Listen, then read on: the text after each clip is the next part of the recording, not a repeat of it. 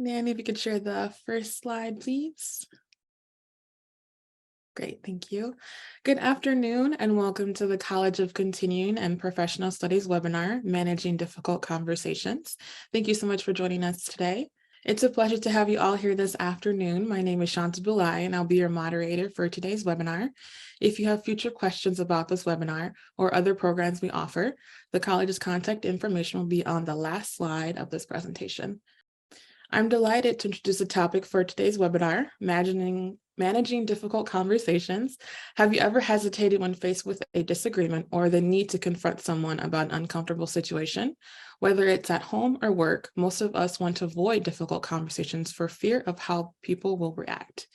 Since ignoring disagreements doesn't make them go away, being able to deal with difficult conversations effectively is an essential skill in maintaining good relationships and succeeding in life. We want to help remove the fear factor from difficult conversations by sharing tools to help turn the tough talk into constructive dialogue to keep your relationships intact and career on track. In this webinar, we will cover the most common mistakes we make when having a difficult conversation and how to avoid them, strategies for handling difficult conversations directly and professionally, how to structure the opening of a difficult conversation more effectively, tips to avoid defensiveness when you are confronted, and lastly, keys to focus on problems and solutions, not blaming others. It's a pleasure to introduce the presenter for today's webinar, Nan Gesh. Nan is an educator, speaker, and coach who aims to help people play well together. She has guided organizations through change management, resiliency training, and conflict management for 20 years. Nan, thank you so much for being with us today, and I will pass it over to you. Perfect. Thank you, Shanta. Wow, that's a lot in less than an hour. It's like that would take almost an entire semester, I think, to teach something like that, or an entire book. So we'll see what we can do to meet your needs. So I think I always like to start my sessions with a story, and then we'll get to the slides and some of the content. And part of that is we do have people who are dropping in, and it takes a minute sometimes. But we all have difficult conversations. But imagine you wake up one morning thinking that life is good and you really have mastered those difficult conversations, only to get a phone call. And it's an attorney calling you to tell you that your uncle has died and that you are the executor of the will, because they have written their daughter out of the will, the person that you thought would be handling the difficult conversation. Can you imagine how many difficult conversations happen as a result of that phone call? I mean, difficult conversations are an inevitable part of life. Some of them we can anticipate, but clearly that isn't true in every case. So we have to think about, how do we prepare ourselves when they present themselves at almost any time? So I would like to hear from your perspectives. What are some of your difficult conversations?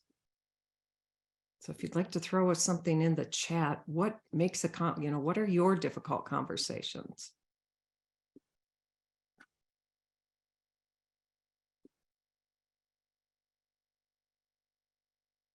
We have a lot of people here, so I won't be able to talk to all of them.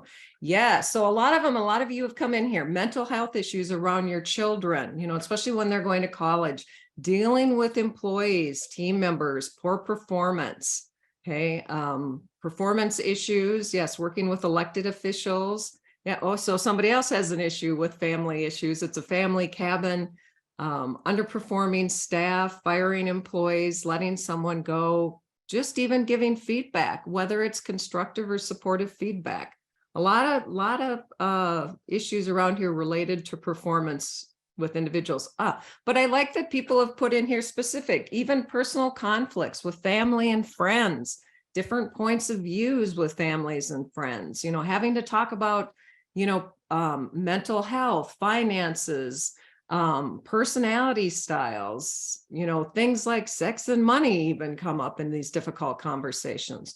The one thing I will tell you, though, is with difficult conversations, is they are all slightly different and they are slightly nuanced. And so even though I'm going to give you some tips, know that the context and the situation really has to sometimes be modified for the specific conversation that you're having. And so because they are so different, this is going to be a really high level framework that will help you. But that's why there's a lot of resources out there, and it's important sometimes to get coaching to help you figure out how to be more effective, because these conversations are all very different. Okay, so a wealth of options in there. But this first slide I have up is the one that speaks to the only way is through, and that is the reality of these difficult conversations. The issues that you've all listed in the chat aren't going to go away unless somebody actually starts the conversation and we're willing to have the conversation. But a lot of times we get stuck because we're afraid of it. Like research has shown, there's a company called Braverly, actually, they're a career coaching company, and they said that 70% of employees avoid difficult conversations at work. Not hard to imagine. And my guess is that number probably isn't all that different in our personal lives. But we all know that avoiding these difficult conversations rarely makes anything better. In fact, a lot of times it only makes the situation worse. And so we need to think about how to tackle this situation to make sure that the behaviors and actions don't continue, and that also that our relationships don't end up deteriorating because of something that, if we'd addressed it sooner, wouldn't maybe have become such a big issue. So we're going to talk about the stages, the different parts of the conversation, because there are a cadence and a structure to these difficult conversations. And the first and most important part is the preparation. We really have to prepare ourselves in order to have these conversations so that they go in the manner in which we hope that they will go. And then we have to do the engagement. A lot of times people just think we have the conversation, but we have to prepare first. The conversation is only part of what actually happens. And then there's the close. But as I said before, like many skills, this is something that has to be practiced. And sometimes that is the hardest part, is finding the way to practice. But do know that every time we engage in a difficult conversation, it starts to become easier. So we're going to start with that first slide in the preparation. And I really do like to think of the preparation is 60% of the conversation. This is where you get your story straight. And this is also the only part of the process that you can control.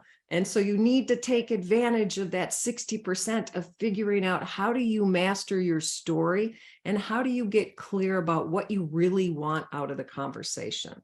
And so I often use a framework that's called PASS. And the PASS framework starts with a purpose. What is your purpose for having the conversation? In addition to that, it's being really clear and understanding your attitude going into the conversation and thinking about how you will maintain your attitude during the conversation.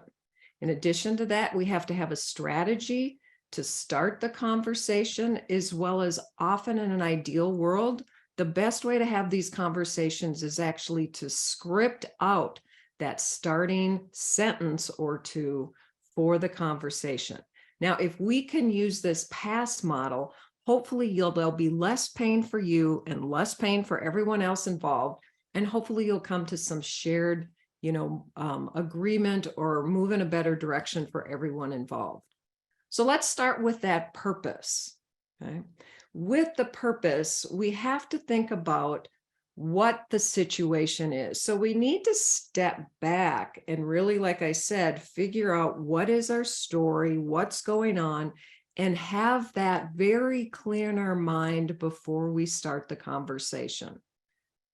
And I'm actually going to give you a free worksheet, access to that at the end of the presentation, in return for a little bit of feedback. So know that if you're not getting a lot of notes and there's not a lot of detail in a few of these slides, there's a worksheet to help you work through mastering your story.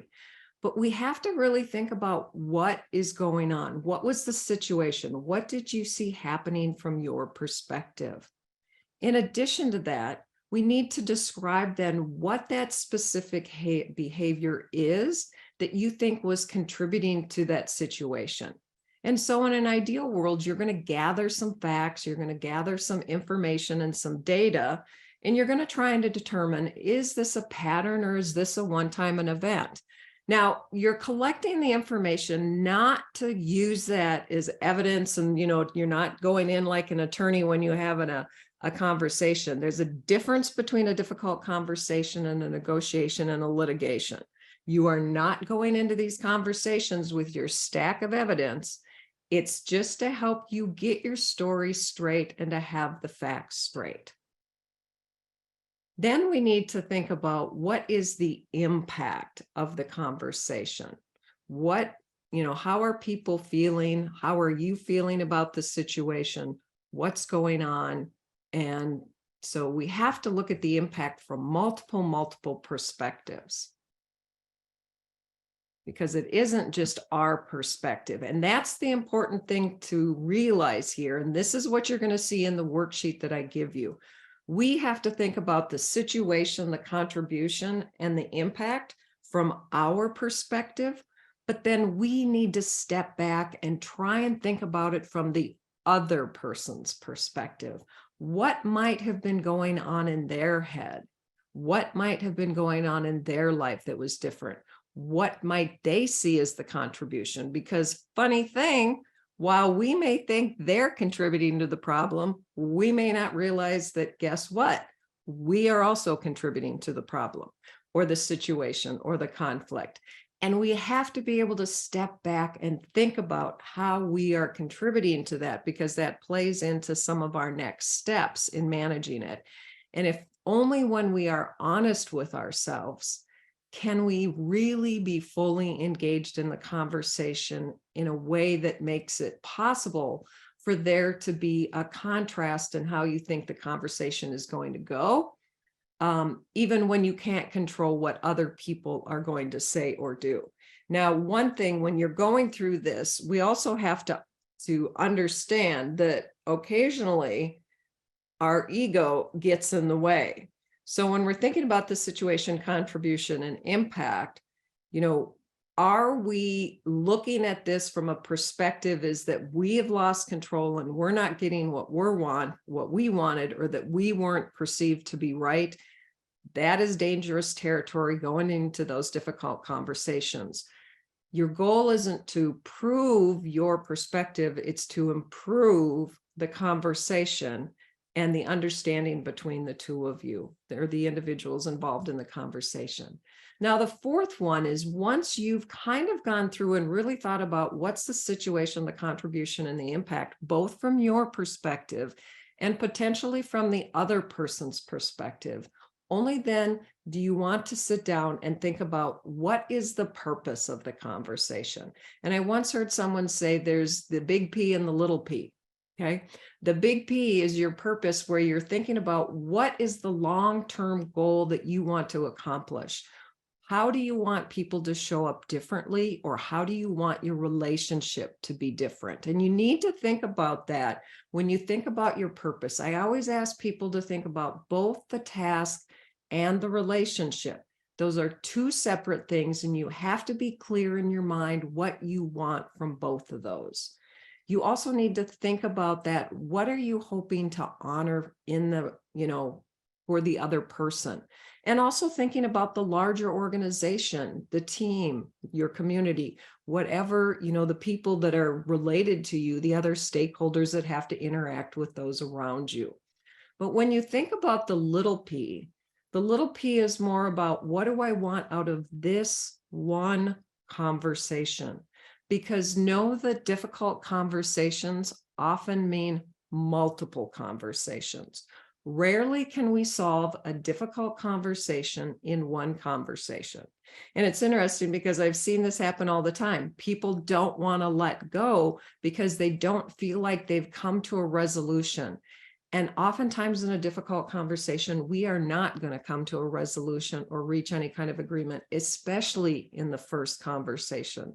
Many times the first conversation is about setting the stage and hoping to make the other person feel valued and respected, that they feel that their voice is really heard and understood, and that they truly are a part of the conversation, that it is a dialogue and not a monologue. And that's why we have to think about the big P. What's the long-term purpose, that we hope to get out of maybe one conversation, but it might be multiple, versus the little p, that what can we just get out of this one conversation? Now, part of your preparation then is also understanding your attitude going into the conversation. Now, most of us, I teach a course on conflict management, and sometimes we go from 0 to 100. It happens to all of us. We have to know what our triggers are. Now, if we've looked at the situation, the contribution and impact, and we've really thought about it from our perspective and from their perspective, we will hopefully have a better sense of what the other people might be thinking about how we contribute to the situation. Because if all of a sudden they're like, well, you're part of the problem, and we weren't thinking that way, we could be triggered. So if we have stepped back and recognized that we have probably contributed to this somehow, and even if we aren't clear about that, if we are acknowledging that there's two sides to every story, hopefully we will better manage our triggers. Now, part of managing our triggers is knowing what they are in case they come up in the conversation. But the other part of that then is knowing what to do about them and how to calm yourself. And if you want to know more about that, I talked a little bit about how to manage your emotions. I think in the webinar I did, it was either last year or 2 years ago, on teamwork, small acts, big wins. So you can go back onto YouTube and find that.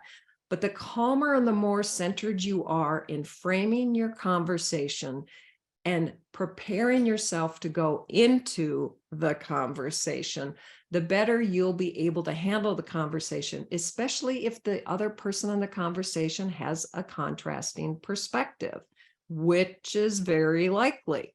Okay, so learning to managing our emotions will help us work through those shifts. Okay, I often say you need to have your feelings or they'll have you. And so the more you understand your feelings about the situation, the better you can let those feelings crash up against you, but then just wash away and let them go. Because if you get stuck in those feelings, it's going to be hard to maintain the kind of calm demeanor that you want in order to have a productive conversation. Okay. The other part is knowing that we need to change our mind about how we think about the conversation. As I said, a lot of times we don't do this because we're fearful. And I'm actually going to give you a couple of examples and talk about this more in my next slide. But do know that many times we can't experience fear and gratitude at the same time. And so we have to think, what are we hopeful that can come from this? And to think in those terms. Number 3, we have to be willing to compromise sometimes. Again, we don't have the whole story, and we have to be able to open our mind to hear what other people have to say. Now, if you go into this conversation when in thinking that you already have the solution to the problem, the conversation doesn't have anywhere to go. It's a dialogue it's a monologue and not a dialogue. And so we have to be careful. While we can have what we want out of the relation, what we want out of the conversation, what our desired outcome is, that doesn't mean that's exactly what we are going to get. It's a goal that we want to move towards, and that's what it is just a goal. Now, number 4, we have to remember our goals. So write down what is it that you really want to accomplish, that big P and the little p, in order to keep you moving forward and focused in your conversation, because they're less likely to cause you to go off track if you can stay focused on that. Now, I like this slide because the attitude, like I said, is so huge when it comes to managing these difficult conversations. If we go into the conversation thinking it's going to be a disaster and thinking about everything that can go wrong, that's going to put us in a very anxious mindset. But if we go into it thinking about, wow, I could improve the relationship, we could figure out how to work together more productively, then you have a greater likelihood of being more positive and calm when you go into the conversation. If you label it difficult, versus just, I need to have a conversation. I get that it's not going to be easy, but we have to normalize these conversations. I was just doing a webinar the other day I teach at a banking school, and we were just talking about, on some level, normalizing conflict is how we get innovation in our organizations. This is how we create psychological safety, because we know what people are thinking and feeling.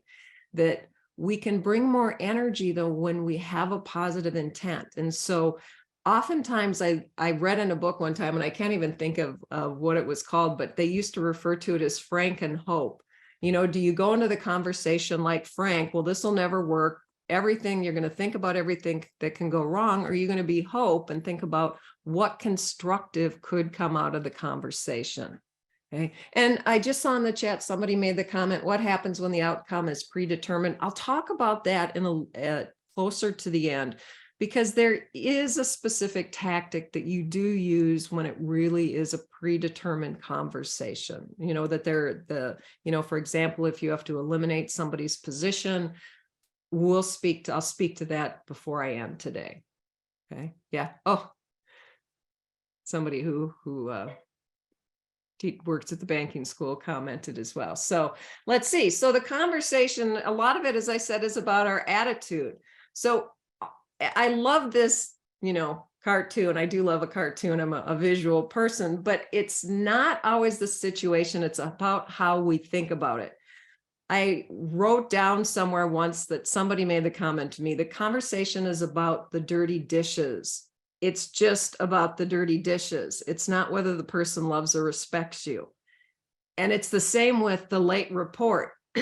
It's just a late report. It's not whether the person disrespects you. You need to figure out why the report is late. And I think that's what's important. Now, I'm going to give you two stories, because I really want you to unpack and think about your mindset going into this conversation, because that creates all the difference in the world sometimes in these conversations. And I'm going to use myself as the example. So way back when I was a bank regulator in a former life, at the beginning of my career, we actually used to have to do assessments to figure out if we were progressing.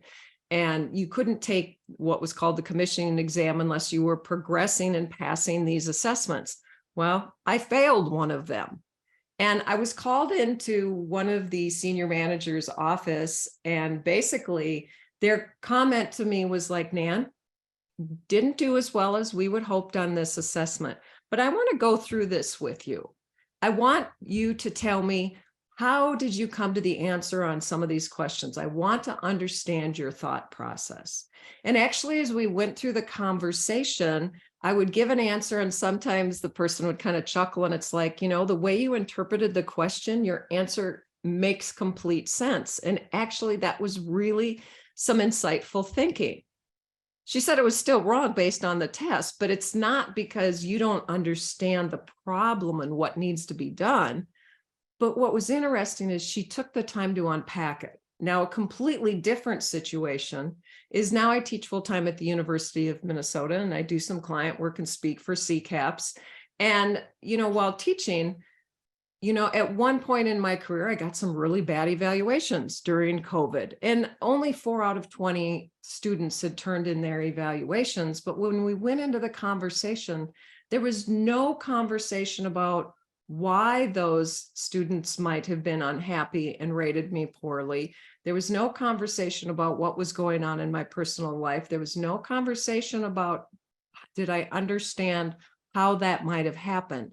The individual in the conversation had already made up their mind that I was a bad instructor and I needed to go back to remedial training. Okay. Those two conversations just are burned into my brain because the intent was so different. The attitude of the person who had to give me the feedback, one was like, tell me about what is going on and what happened, because I value you as an employee was the message they were sending to me, was that I value you. I think you're a smart person, and let me understand where you are coming from. In the second situation, that was not my experience, because they had already decided what their story was without understanding my story. And that is such a big difference. And so the attitude makes a huge difference in your conversations. Now, the third S is the strategy. And what I would always tell you is that we have to think about how we frame these conversations. And you almost never want to start the conversation like, can we talk? Because I don't know about you, but when anytime somebody taps me on the shoulder and is like, oh, we need to have a conversation or we can talk, it's uncomfortable because most of the time we know it's going to be a difficult conversation or they're going to tell us something we don't want to hear. It's going to be negative feedback. So don't start your conversations that way. Now, there are two parts to thinking about the strategy. And the strategy, the first part is just thinking about how you are going to reach out. Because ideally, you do not want to drop a difficult conversation on someone without giving them advance notice.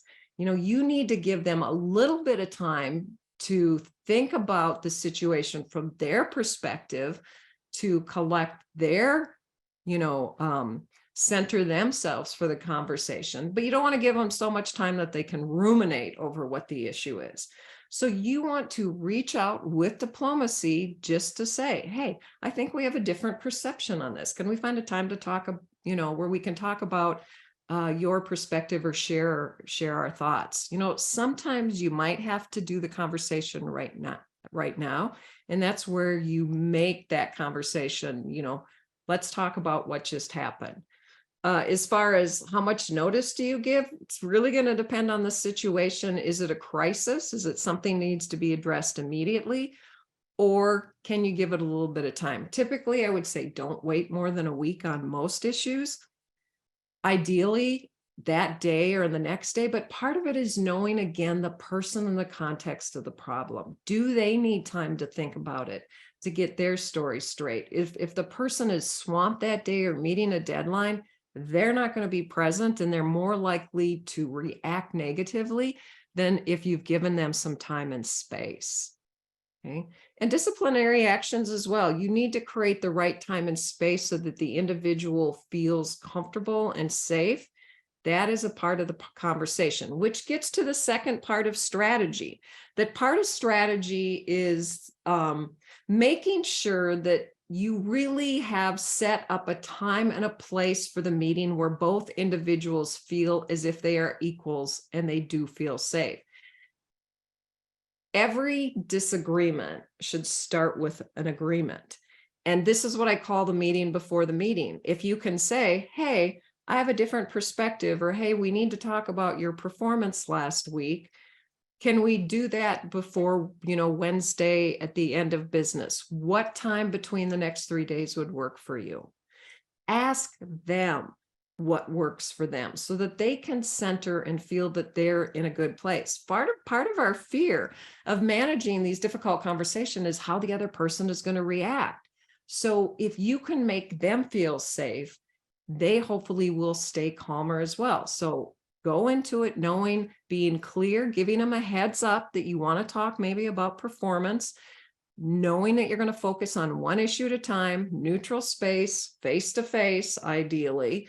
I get that sometimes in this world, things have to be done virtually, but then it needs to be done synchronously, video where you can see each other's eyes.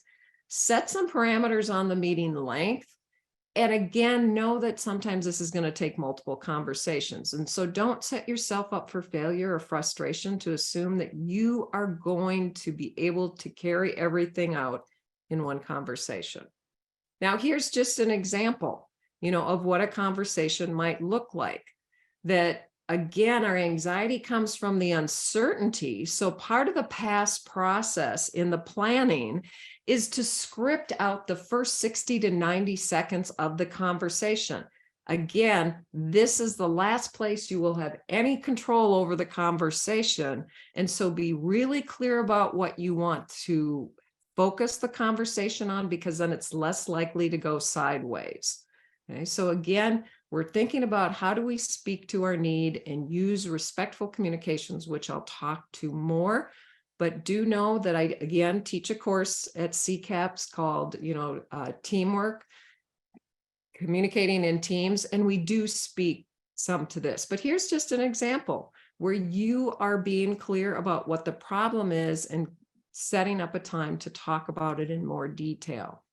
And here's just a different example, rather supervisor to employee, it's employee to supervisor, and thinking through the conversation. Now, as I said, that is just the preparation. The preparation is 60%. You master the preparation, and it's going to be much easier to have the conversation. But the conversation itself this is why I made the comment that you need to get through the conversation. I say we have to pass with care. The pass is the preparation. The conversation has to happen with great care. And 30% of the difficult conversation is the actual interaction between the two individuals. But we need to go into this remembering that it's a conversation and not a confrontation. Okay. The goal is to make everyone feel safe so they can engage in an even-spirited dialogue where they feel like their voice is heard. And that can be difficult. Again, I know that some of you have commented in the chat that you don't have the luxury of having a conversation to solve a problem together, that sometimes that there is just bad news that you have to deliver it, but you can still deliver it with care. And I'm going to walk through this. But know that, again, if we are not in the right frame of mind, any small communication shift can really change the dynamics of the conversation. And so if you think that I need to engage with care, if that's framed in the back of your mind, it will probably be a better conversation. And Celeste Hadley has a great quote, and it's like, be there and be prepared to be nowhere else. And that is such a big part of a difficult conversation. You cannot be distracted by your phone and emails. And this is why you have that meeting before the meeting to think about where is a safe space for both of us to have a conversation where neither of us will be distracted, that we can be fully present with each other to really hear what the other person is saying. Now, the other part is being really clear about what your common goal is. If you go back to the example that I gave you just a little bit ago, I had on there that the C, part of the C is caring, but caring around a common goal. Okay.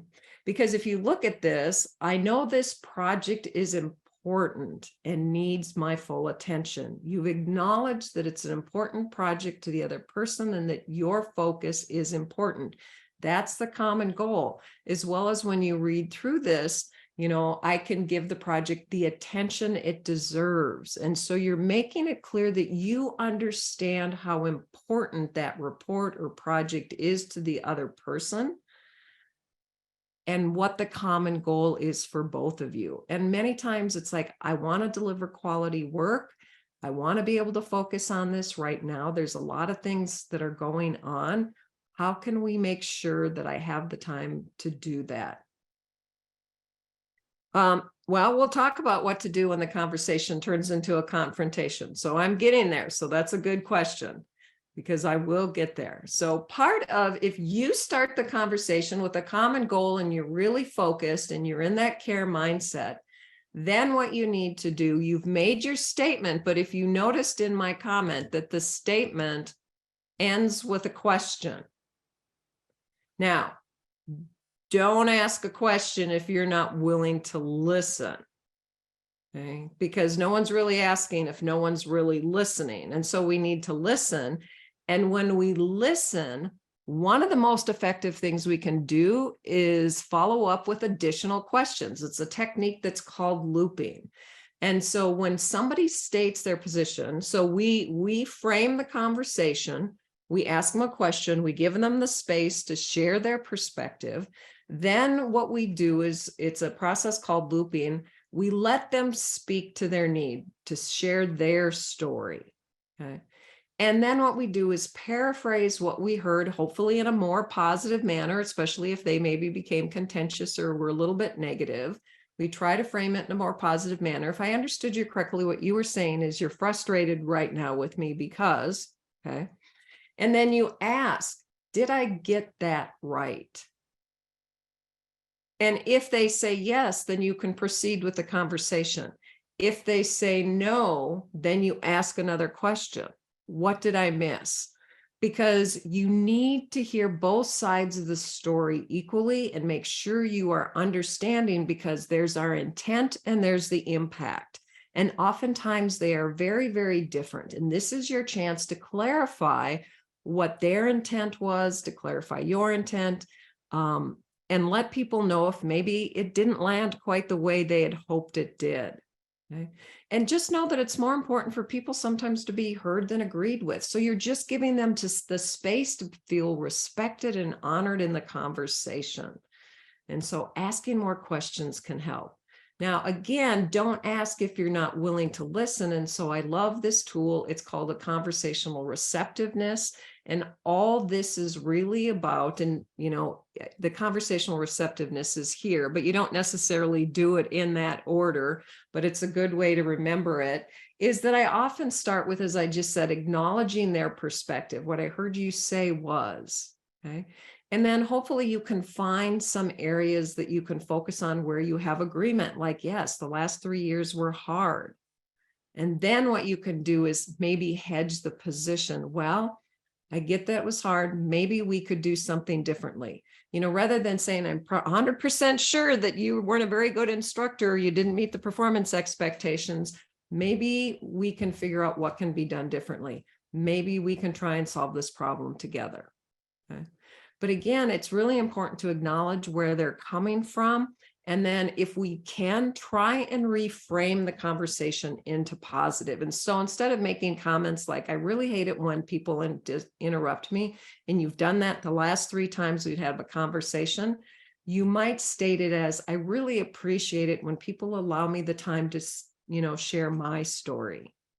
Because when you use that positive tone, that positive language, it tends to soften your tone as well, and it will make the other person less defensive. Okay. And so that is your goal. Now, if the conversation becomes confrontational, we've got a couple of choices. And this is where I always say you need to respond respectfully. Now, to that point is normally I make the comment that we let the cloud burst. Now, there's a difference between the cloud bursting and somebody crying and being upset or caught off guard, and somebody becoming maybe belligerent or angry. And if their behavior becomes disruptive, sometimes you just have to end the conversation. I'll be happy to have this conversation with you. You might back up and just say, right now, I feel really uncomfortable. I can feel there's tension in the room. Maybe we should take a 5-minute break so we can regroup. Or you might have to say, really, emotions feel like they're running really high to me. Maybe we could both step back and think about what we really want out of this conversation and try and pick it up again tomorrow. So if it becomes confrontational, you're not going to be able to solve problems together, and you're not going to be able to engage usually very respectfully. That's the time occasionally to basically disengage in the conversation. Now, if they aren't confrontational, maybe let them vent a little, let them cry, let them be irritated, as long as they're not being disruptive and disrespectful, and allow them to share their story at their pace. Okay. If you gave them time to think about the conversation, hopefully they have some of this out. But if they didn't come to this, webinar, and they don't have the worksheet that you're going to get at the end, they may not have thought about how to really articulate what their needs are, what the impact to them is from the situation that you've brought up that you need to discuss. And so you have to let them feel those feelings, because if you don't, sometimes, those feelings will take over. And again, the conversation can escalate. So give them a chance to share their story. But as they're doing this, again, you have to manage your emotions. And so go back to at the beginning, as I said, you have to know what your triggers are. And hopefully you've thought about how to manage them. Now, again, I talked some about how to manage your emotions in the CCAPS teamwork webinar we did. It was, again, called Small Acts, Big Wins. And actually, I think if I remember that right, that was in 2021. So maybe that was 2 years ago. Now, do know that just because you are listening and letting them tell their story, and that you're trying to hedge, here, you're trying to turn to the positive, just because you're agreeing or supporting and listening, it doesn't mean that you are agreeing with everything they are saying, but you are just being respectful and hearing their perspective. It's being open to hopefully achieve, again, that environment where people feel safe and to hopefully come to some shared understanding. And as I said before, sometimes you're just going to have to reschedule the meeting because you may not get to the point you want, or you may be scheduled at a half an hour. And if they really did have a lot, a story to share, a lot of information came out that you weren't aware of, it may take some time to sort through that information. And so you may have to schedule another meeting pretty quickly. So with the responding respectfully also, again, I talk about this in my team communication course. Some of the things we need to think about is, number one, we need to breathe if people do get upset so that we can manage our emotions. But it's what, I love the Gottman Institute. They do a lot of work actually on personal relationships. But one of the things they always say is that when we are responding, it's what's called a soft interaction. Try to avoid any blaming, shaming, or putting people on the spot. Speak specifically to your needs and your perspectives, whether it's using I language or speaking to the problem, but try to avoid you language. You never, you don't. Rather, it's like I need, I want, in order to keep the conversation on a more positive tilt. You also want to avoid declarative statements like you always and you never, because again, it tends to make people defensive.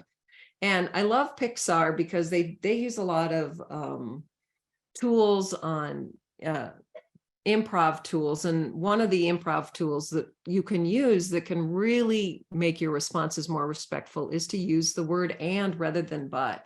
Instead of saying that's a good idea, but that'll never work, that's a good idea. And what if we tried this? Or that would be a good idea. That could be a good idea. And what could we do to tweak it to make it more practical? Okay. Because you want to make your partner look good. Yeah. Well, how do you, the person who always plays victim? Well, that's almost in a whole nother class, because there are a webinar. There are different personalities that show up in the conversation. And part of having a difficult conversation, which I'm getting to, is not only resolving respectfully, but is to engage in problem solving. So if you are engaging in problem solving, you are hopefully coming to a solution together instead of, having a conflict. You're going to problem solve.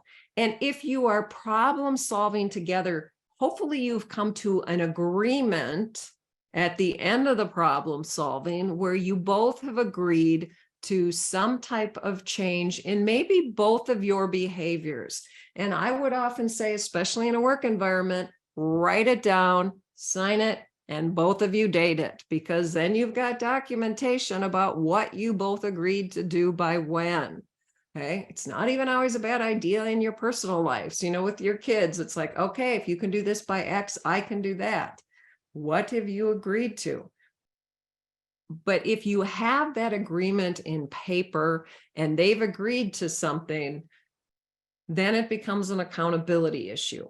I get that sometimes the first time somebody agrees to something and they can't do it because sometimes there are extenuating circumstances, but sometimes when that continues, then, it clearly is a performance issue. So either you haven't come up with the right solution or there's something else going on. But there are different personalities, absolutely, that show up. And I'm not going to get a lot into that during this specific webinar, but that is a big issue. So thank you for putting that into the chat. Now, as somebody had said earlier, sometimes we do not get to problem solve with other people. And back to the problem solving, I just back up, is I do teach a course at CCAPS on critical thinking and problem solving and decision making. Because the more we learn how to solve problems with other people, how to understand what their criteria are when they make decisions, and to be able to use sometimes some structured tools to unpack different perspectives, we are less likely to have conflict when we're trying to solve problems with other people, because those structured processes help us both think more openly and critically together to help us be more effective. And so it is important to do that. But as somebody pointed out, sometimes we just have to deliver bad news. There's just no getting around it.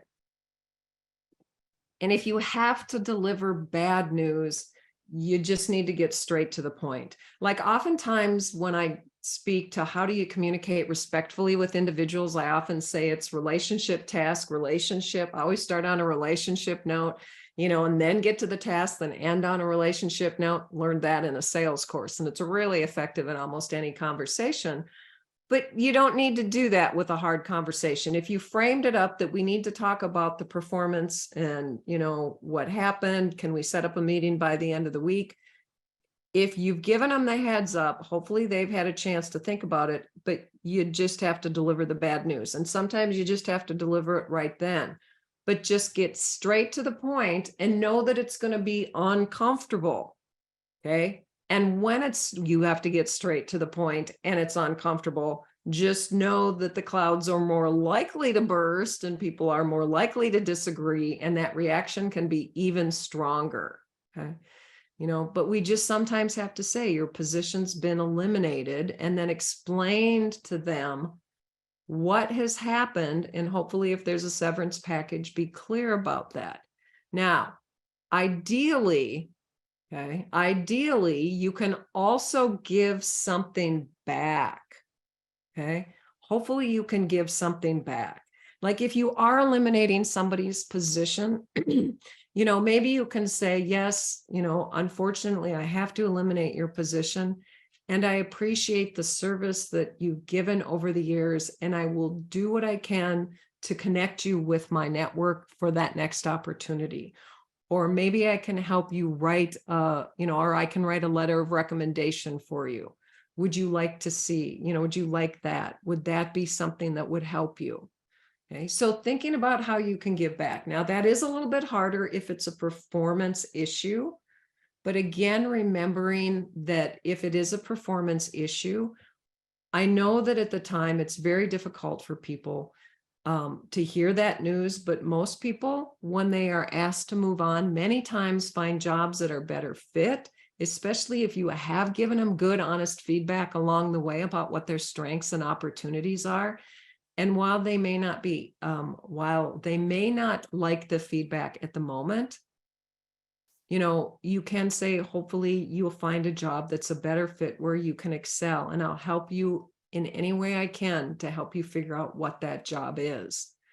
And that's our job sometimes as a manager, a leader, a partner, a parent, is to be brutally honest. It's carrying feedback about helping people really be successful. So it's giving them an opportunity to see a way out and still trying to be as respectful as you can, even when you have to deliver some bad information. What feels bad to the other person, I guess, is how I should say it. Now, the last part is the closing. The closing is only 10%, but don't forget about the closing. Okay. Again, try and end on a positive note. Make sure you verified agreements, but also make sure you follow up. Okay. You're clear about what the follow-up is supposed to be and that you actually do the follow-up, because why set some accountabilities if you don't follow up? And even though you made the other person responsible for following up, put it on your calendar and follow up if they don't, because you took a lot of time and energy and courage to have this conversation. Don't let it fall by the wayside, because when you don't hold people accountable, they can go back to that same performance. And then you are part of the problem because you didn't hold them accountable. Okay. So our job is also to make sure that we follow up.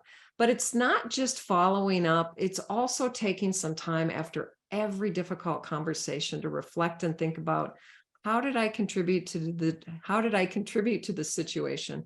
What could I have done differently? And really thinking about what could I maybe have done even sooner to have kept us from having to get to the point of having this difficult conversation. So that is just something to consider.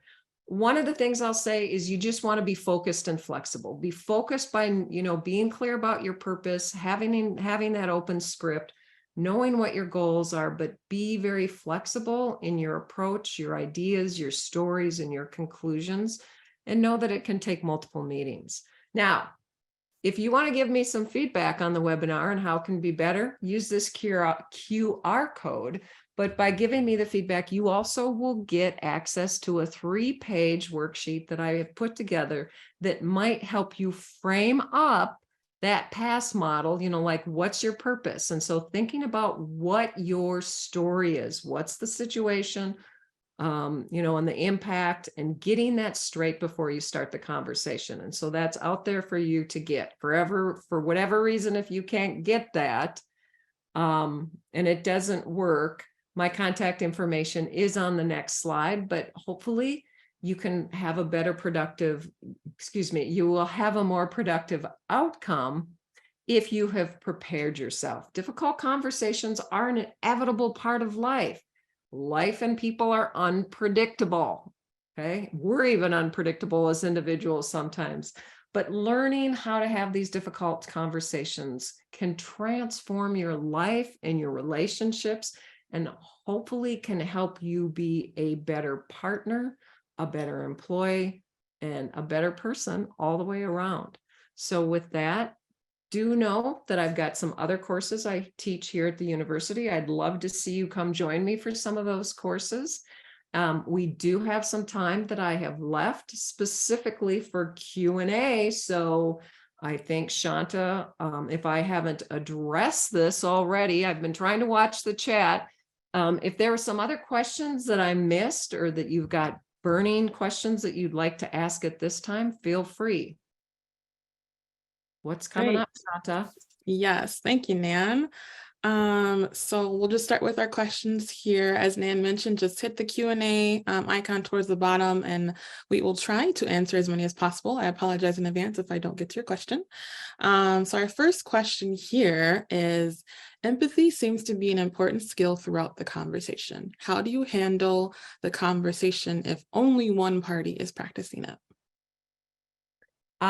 Well, I'm just going to respond to that in a minute, but a lot of people were commenting about how to get the worksheet, and the only way to get the worksheet is to do the QR code, or you can go to my website on the bottom and just put it in there's a call to action, and I'll send you the worksheet. Now, if you're the only one having empathy and they aren't, that's a tricky question, because I would sometimes say step back and then figure out, how can you ask them a question? It's going back to that looping tool that I mentioned earlier. So you might comment, right now I get the impression you're frustrated or irritated or with the whole situation. What can I do right now to make this conversation easier for you? And so going back and maybe acknowledging that the energy in the room isn't maybe as positive as it could be, and asking what you could do maybe to shift it. Sometimes, again, it's just giving them time and space and saying, maybe we could take a 5-minute break. I really need to stretch and catch my breath. Maybe that they don't recognize that they are shifting and not being very empathetic. Great, thank you. Could you also go back a slide? It seems a few folks want to access that QR code. Wonderful. We'll just keep this up while we'll go through the questions. Okay. And the next one is, any suggestions on how to tailor these skills to a digital environment, i.e. conversations that happen mostly over Zoom? Yeah. Digital is a whole nother ball game. And one of the things I would recommend digitally is that you really have to make a much more of a concerted effort to build relationships virtually. This is why some individuals and organizations have coffee hours, they have chats before and after, because the more we know individuals and the more connections we have with them, the easier these conversations can be. Now, the other part of that is, if the only time you are having difficult conversations or having conversations is when you have to give negative feedback or you have to talk about a problem, People aren't going to want to interact with you virtually. So are you finding ways to letting people know on a regular basis what you appreciate about them, what they're doing right, how they're contributing? Because if people know that you're observing what they are doing right, they are much more willing to have the conversation when it's time to talk about what they could maybe do differently. Okay. But if all you ever do is talk about what they've done wrong when you have an interaction, it's going to be hard. So you really have to make a deliberate effort to connect virtually, eye to eye, synchronously, so that people feel that you really are engaged and connected with them on an ongoing basis. It's just like, they always say with networks, you want to give something before you take. It's the Mhm. same with difficult conversations. You need to build the relationship first. Right, that pre-work, making that connection beforehand. That makes sense. Yes. Let's see. So can you elaborate on a neutral space? So for example, if you are a supervisor, is your office not necessarily neutral to have with an employee? No, that is not, your office is not a neutral space. That is a position of power. So I was working with some bankers once and they were like, well, they wanted to restructure some loans. And they're like, yeah, but the customers don't want to come back into the bank. And it's like, well, would you? If you had defaulted on your loan, do you want to go back into the bank and talk about it? So neutral space is a place that the other person feels comfortable, especially if you are in a position of power and you are in a position where you have a difficult message to give them. Where do you do it that they feel safe? So finding a table where you can sit, eye to eye, that's neutral, not your office, somewhere private, even sometimes even a walk. I don't know if any of you have kids, but it's amazing the things that you hear in the back seat when they don't have to look at you eye to eye. So sometimes neutral spaces, even sitting by each other or taking a walk in a different environment where it's easier sometimes to have the dialogue where it doesn't feel forced. Okay. Walking meetings are amazing. Yes, especially with the weather we have now. Yes, in Minnesota, it's a beautiful day right now. So Yes. Okay, I think we have time for one more. So how do you have a difficult conversation with someone who used to be your colleague and now you supervise them? that's always a transition. And part of it is, again, the relationship that you had built along the way. Hopefully there isn't a huge shift in the relationship, but I think that's part of the webinar that was last month was on power dynamics. Because I think, wasn't it last month? This is a part of a 3-part series, and last month was about power dynamics. So I would encourage you to go back and watch that one. But it's thinking about, again, what's your common goal, and be able to focus on that, because that levels the playing field, will help level the playing field. Okay, wonderful. Well, thank you, Nan. And for anyone who's having issues with accessing the QR code, we will send a survey as well to all participants following this presentation, and we'll try to add in the worksheet and so folks can get access to that as well. If you could go to the very last, wonderful. Thank you. So if I mentioned earlier, we're going to send that link for the webinar recording within a week of the webinar. If you enjoyed this webinar and want to dive deeper into the topic, there's a list of upcoming courses related to this topic and the college's contact information as well. So thank you all for joining us today, and you all have a wonderful afternoon. Thanks, Nan.